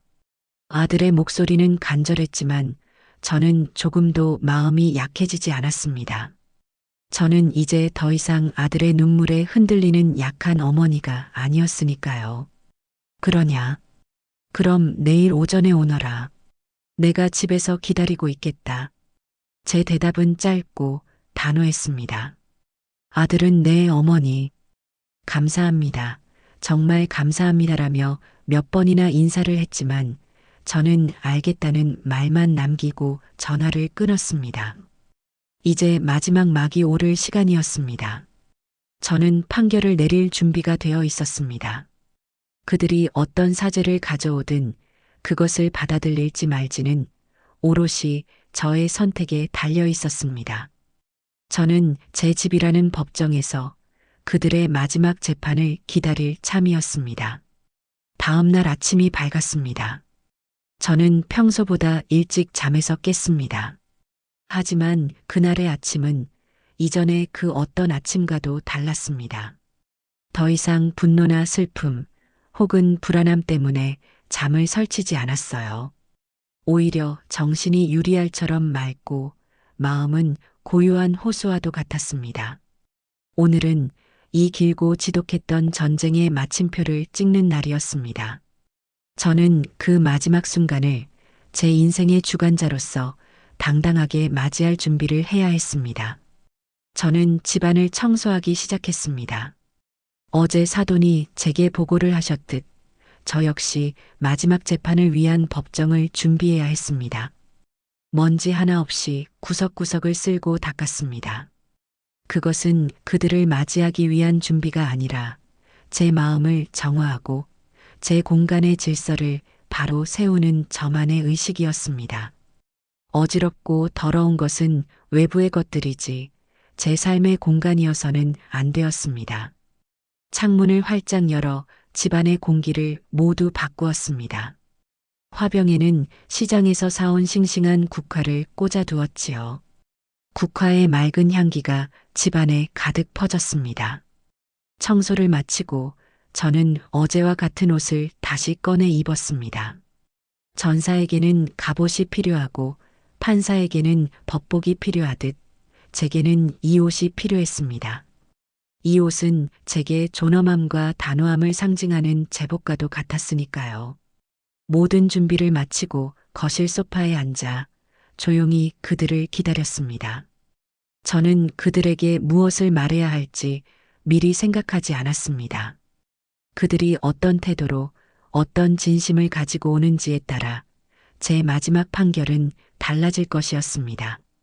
약속한 시간인 오전 10시가 되자 정확하게 초인종이 울렸습니다. 저는 서두르지 않았습니다. 차분하게 자리에서 일어나 천천히 현관으로 걸어갔습니다. 문을 열자 제 앞에는 고개를 들지 못하는 두 죄인이 서 있었습니다. 아들과 며느리였습니다. 두 사람의 얼굴은 며칠 사이에 반쪽이 되어 있었고 눈은 퀭했습니다. 며느리는 화장기 하나 없는 창백한 얼굴이었고 아들은 수염도 깎지 못해 지저분한 모습이었지요. 두 사람의 손에는 사죄의 의미를 담은 값비싼 과일 바구니와 한우 세트가 들려 있었습니다. 저는 그 선물 세트를 보자 속으로 쓴웃음을 지었습니다. 저 아이들은 아직도 이런 물질적인 것으로 사람의 마음을 돌릴 수 있다고 생각하는구나. 저는 아무 말 없이 두 사람을 집 안으로 들였습니다. 그리고는 그들이 들고 온 선물에는 눈길 한 번 주지 않고 거실 소파에 앉으라는 손짓만 했습니다. 두 사람은 마치 끌려온 죄수처럼 소파 끝에 위태롭게 걸터 앉았습니다. 저는 그들 맞은편의 1인용 안락 의자에 앉았습니다. 자연스럽게 재판정의 구도가 만들어졌습니다. 저는 두 사람에게 차를 내주었습니다. 따뜻한 녹차였습니다. 제 손은 조금도 떨리지 않았어요. 하지만 찻잔을 받아드는 두 사람의 손은 사시나무처럼 떨리고 있었습니다. 한동안 집안에는 무거운 침묵만이 흘렀습니다. 오직 찻잔을 달그락거리는 소리와 두 사람이 긴장하며 침을 삼키는 소리만이 간간히 들려올 뿐이었어요. 저는 그 침묵을 즐겼습니다. 그 침묵의 시간 동안 저들은 자신들이 저지른 죄의 무게를 온몸으로 느끼고 있었을 테니까요. 그들에게는 아마 1000년보다도 길게 느껴지는 시간이었을 겁니다. 마침내 그 침묵을 깬 것은 며느리였습니다. 며느리는 들고 있던 찻잔을 탁자 위에 내려놓더니 갑자기 소파에서 내려와 제 앞에 무릎을 꿇었습니다. 그리고는 이마가 바닥에 닿을 듯이 깊이 머리를 조아렸습니다. 어머니, 제가 죽을 죄를 지었습니다. 며느리의 목소리는 눈물에 젖어 심하게 갈라지고 있었습니다. 어머니, 제가 정말 잘못했습니다. 제가 생각이 너무 짧았고 너무 오만했습니다. 어머니의 마음을 헤아리지 못하고 제 감정만 앞세워 어머니께 씻을 수 없는 상처를 드렸습니다. 제가 감히 어머니의 정성을, 그 귀한 마음을 쓰레기 취급했습니다. 정말 죄송합니다. 무슨 벌이든 달게 받겠습니다. 제발 용서해 주십시오, 어머니. 며느리는 바닥에 엎드린 채 아이처럼 엉엉 소리 내어 울었습니다. 어깨가 가늘게 들썩이는 것이 보였어요. 하지만 저는 그 모습을 그저 차갑게 내려다볼 뿐이었습니다. 일어나거라. 제 목소리는 낮고 조용했습니다. 나는 무릎으로 하는 사과를 받으려고 너희를 오라고 한 것이 아니다. 사과는 무릎으로 하는 것이 아니라 마음으로 하는 것이고 행동으로 증명하는 것이다. 저는 며느리를 일으켜 세우지 않았습니다. 대신 제 앞에 무릎 꿇은 며느리를 향해 제가 하고 싶었던 말을 시작했습니다. 내가 무엇을 잘못했는지 너는 진정으로 알고 있느냐? 내가 나에게 죄송하다고 말하는 것이 그저 이 불편한 상황을 빨리 끝내고 싶어서가 아니라 진심으로 내 어리석음을 뉘우치기 때문이라고 내가 어떻게 믿을 수 있겠느냐? 어머니, 나는 너에게 많은 것을 바라지 않았다. 그저 내 아들의 아내로서, 내 손주들의 어미로서, 그리고 이 집안의 며느리로서 최소한의 도리와 예의를 지켜주기만을 바랐을 뿐이다. 하지만 너는 그 모든 것을 무시했다.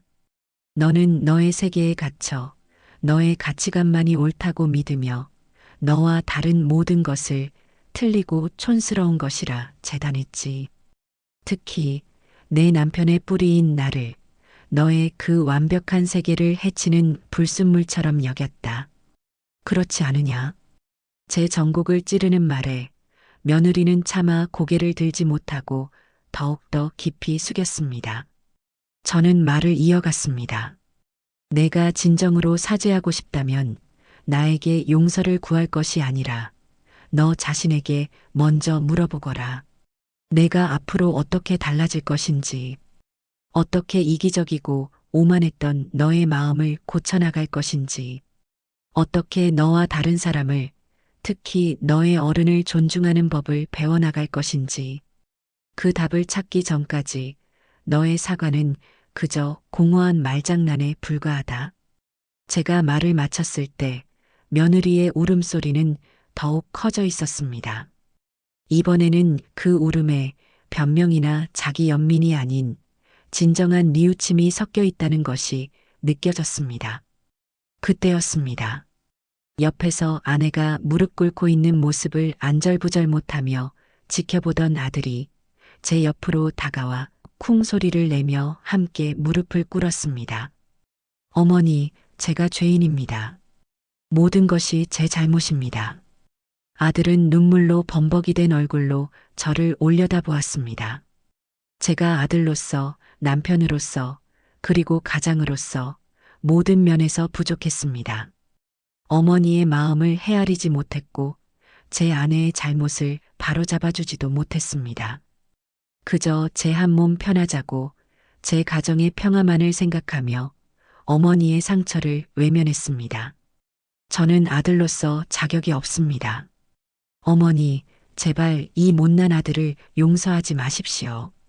하지만 제 아내만은, 미운 씨만은 한 번만 용서해 주시면 안 되겠습니까?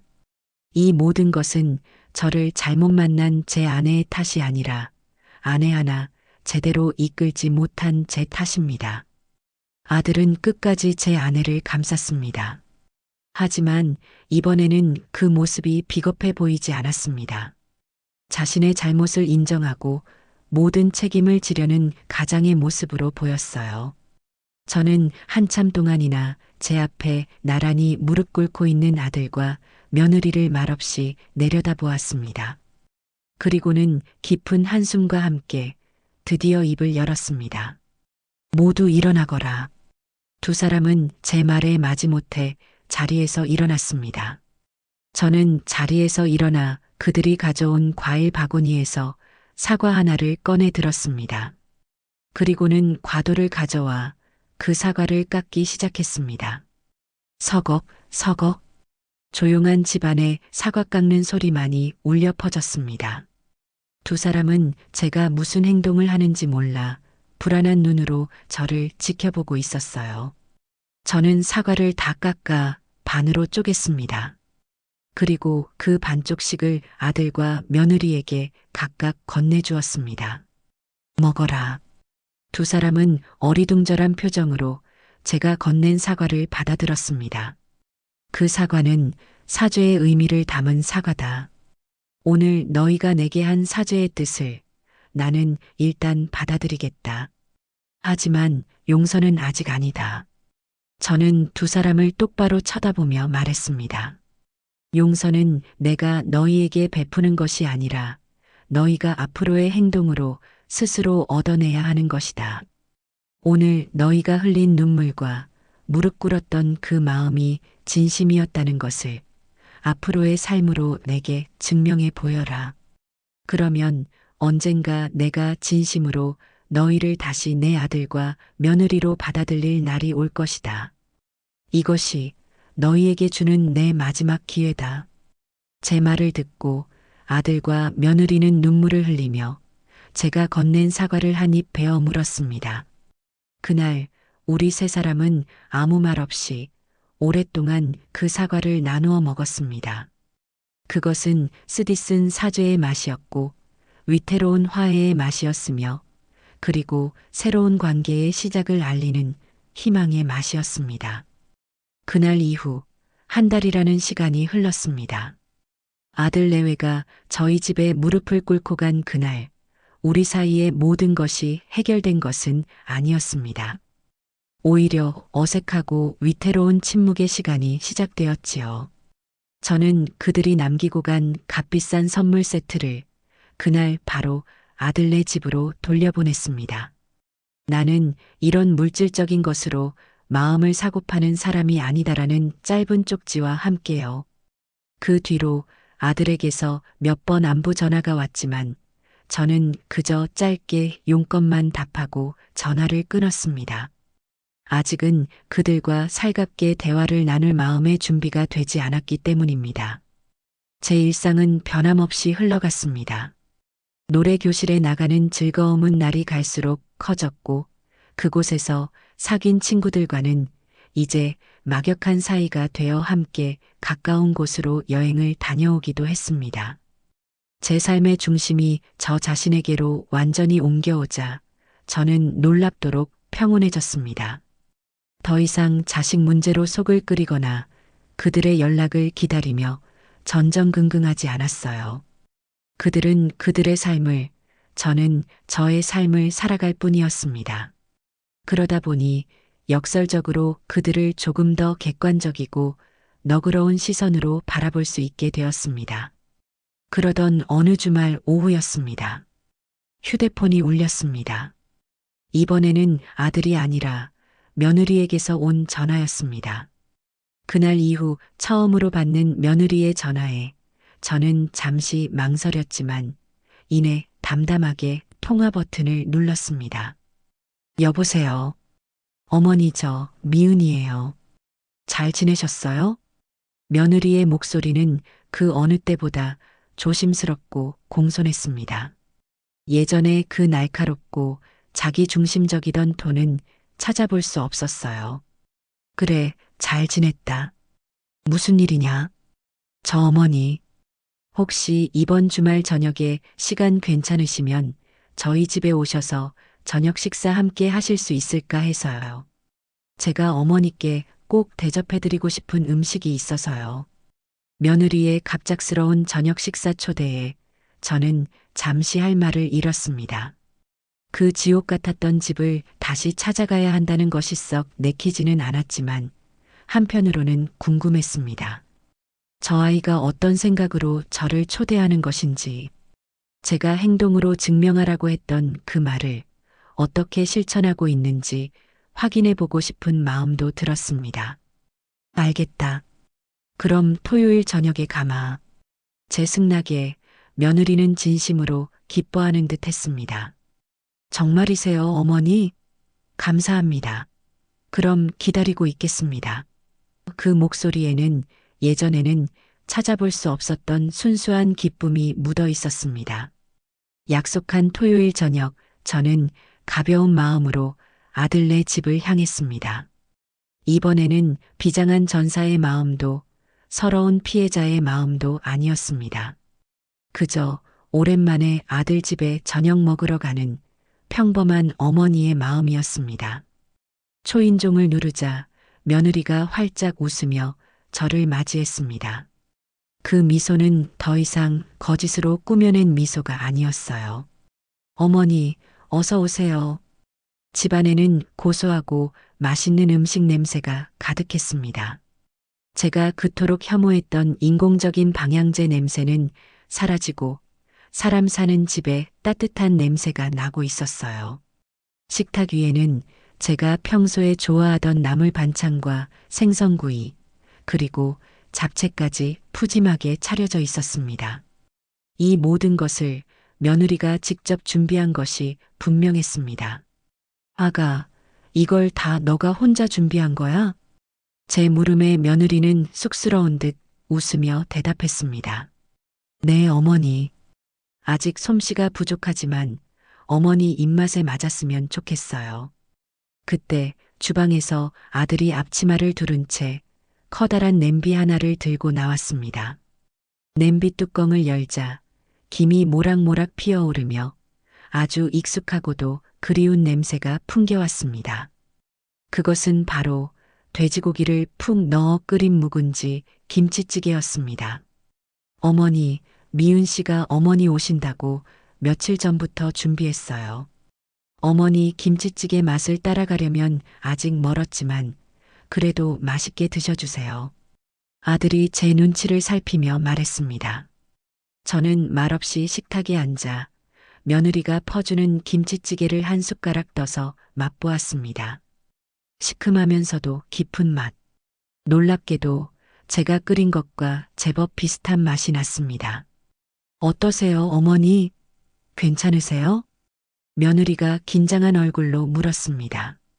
저는 숟가락을 내려놓고 며느리를 잠시 바라보았습니다. 그리고는 나지막이 말했지요. 맛있구나. 아주 잘 끓였다. 제 칭찬 한마디에 며느리의 얼굴이 환하게 펴지고 아들은 안도의 한숨을 내쉬었습니다. 그날 저녁 식사는 조금은 어색했지만 아주 오랫동안 잊고 있었던 가족의 온기를 느끼게 해주었습니다. 우리는 식사를 하며 제가 새로 시작한 노래교실 이야기를 나누었습니다. 제가 노래교실 친구들과 여행 다녀온 이야기를 하자 며느리는 진심으로 부러워하며 어머니 정말 멋지세요 라고 말해주었습니다.